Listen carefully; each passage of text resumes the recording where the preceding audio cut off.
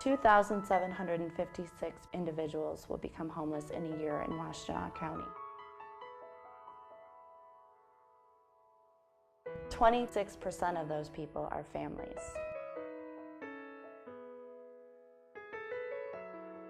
41 people will become homeless in a given week in Washtenaw County.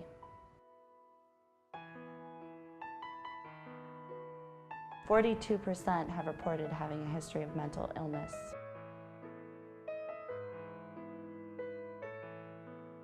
34% are employed part-time or full-time.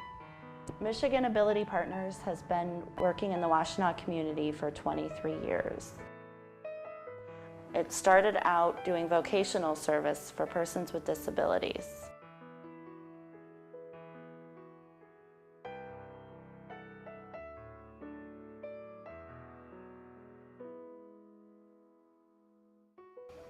In 1997, Michigan Ability Partners started becoming a housing developer with our first project, Home Zone, which is a transitional home for veterans with disabilities.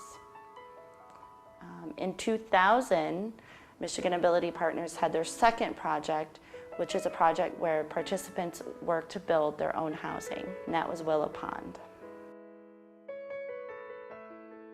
Mapleview is a 10-unit apartment building with permanent supported housing for folks with a history of homelessness and disabilities. They work with a case manager on long-term goals, housing, education, employment, anything to overcome their barriers of homelessness.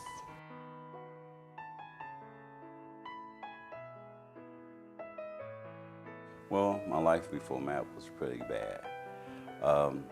Back a few years ago, I had a pretty decent job, a nice apartment, and because of health reason, I lost everything. When they laid us off, 9/11 hit, I couldn't read, couldn't get a job, and found myself in the shelter.